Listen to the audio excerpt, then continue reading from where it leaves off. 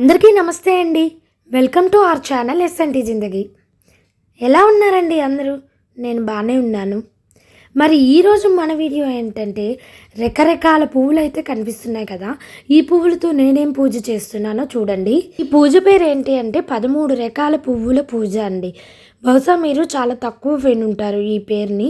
మా ప్రాంతీయంలో ఉగాది ముందు ఫల్గుణ మాసంలో ఏదైనా శుక్రవారం కానీ ఏదైనా మంగళవారం కానీ 13 రకాల పువ్వులతో 13 పువ్వులతోని లలితాదేవికి కానీ లక్ష్మీదేవికి కానీ పూజ అయితే చేసుకుంటారు. కొంతమంది 108 రకాల పువ్వుల పూజ అయితే చేస్తారు.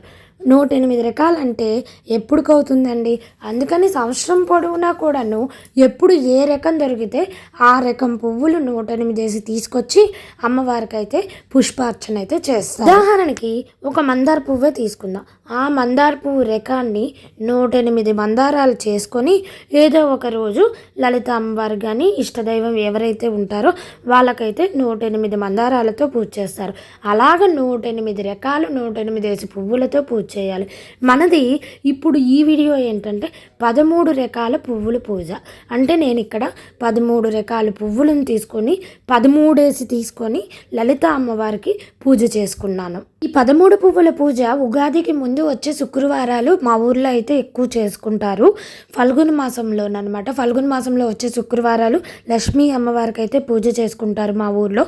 నేను మాత్రం లలిత అమ్మవారికి చేసుకున్నాను. సకల రూప స్వరూపిణి ఆవిడే కాబట్టి శ్రీదేవి ఖడ్గమాల మణిద్వీప వర్ణన చదువుకుంటూ ఈ 13 పువ్వుల పూజ అయితే చేసుకున్నాను.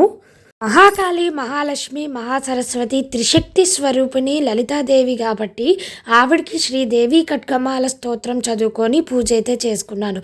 శ్రీదేవి ఖడ్గమాల స్తోత్రం కానీ మనం చదువుకున్నట్టయితే అమ్మవారికి సంబంధించిన ప్రతి నామం కూడాను అందులో వస్తుంది కాబట్టి నేనైతే ఖడ్గమాల మణిద్వీప వర్ణన అయితే చదువుకున్నాను. అమ్మ ఆరాధన చేయాలంటే ఈ పూజ ఆ పూజ అని లేదండి. మనకి ఎప్పుడు కుదిరితే అప్పుడే చేసుకోవచ్చు.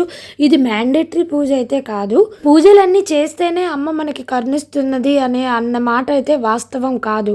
మనసు నిర్మలంగా ఉంచుకొని మంచి మనసుతో అమ్మని ఆరాధిస్తే ఒక చిన్న దీపం పెట్టుకున్నా కూడా అమ్మ దయ ఎప్పుడూ మనకు ఉంటుంది. అమ్మవారు క్షీరాన్న ప్రీతి మానస స్వరూపిణి కాబట్టి ఆవిడికి ఈరోజు నేను క్షీరాన్నం అయితే నైవేద్యం పెట్టుకున్నాను. ధూపదీప నైవేద్యాలతో ఈరోజు అమ్మవారికి పూజ అయితే చేసుకున్నాను. పూజ అనంతరము మా దొడ్డమ్మ గారు తర్వాత నాకు సంగీత గురువు గారు కూడాను ఈవిడికి కింద ఆంటీకి తర్వాత ఇంకో ముత్తైదుకి ముగ్గురికి కలిపి నేను ఇలాగ తాంబూలం అయితే ఇచ్చుకున్నాను. పేరుకి 13 రకాల పువ్వుల పూజ, కానీ నాకు 21 రకాలు దొరికాయి. మా ఊర్లో అయితే కొంతమంది 42, 30 రకాలు దొరుకుతాయి. ఎందుకంటే ఊర్లో పెరడు అనేది ఉంటుంది కదా, మా అమ్మ వాళ్ళ పెరట్లో అయితే చాలా పువ్వులు అయితే పూసేవి. నాకు ఈ పూజ చేస్తున్నప్పుడు చిన్నతనం గుర్తొచ్చింది. ఎందుకంటే మా వీధిలో కొంతమంది ఫ్రెండ్స్ అందరూ కూడా మా పెరట్లోకి వచ్చి 13 రకాల పువ్వులన్నీ ఏరుకునేవాళ్ళు. 13 కంటే ఇంకా ఎక్కువే అయ్యాయి. మా పెరట్లో అన్ని పూల తోటలు అయితే ఉన్నాయి. ఇక్కడైతే నేను ఇన్ని రకాల పువ్వులు అయితే పూజ చేసుకున్నాను. గులాబీ పువ్వులు, చామంతి పువ్వులు, మల్లె పువ్వులు, కొన్ని కనకాంబరాలు అయితే బయట కొన్నాను. కొన్ని పువ్వులు అయితే బయట కొన్నాను.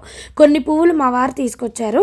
అందులో పసుపు వాడంబరాలు, ఎర్ర వాడంబరాలు, ఈ గులాబీ పువ్వులు, మల్లె పువ్వులు, గరుడ నందివర్ధనము, రెక్క నందివర్ధనము, ముద్ద నందివర్ధనము, ఎన్ని రకాల నందివర్ధనాలు ఉన్నాయని నాకు ఈరోజే తెలిసిందండి.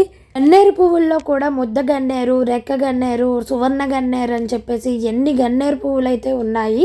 ఇన్ని పువ్వులు ఇన్ని రకాలు అసలు దొరుకుతాయని ఎక్స్పెక్ట్ చేయలేదు.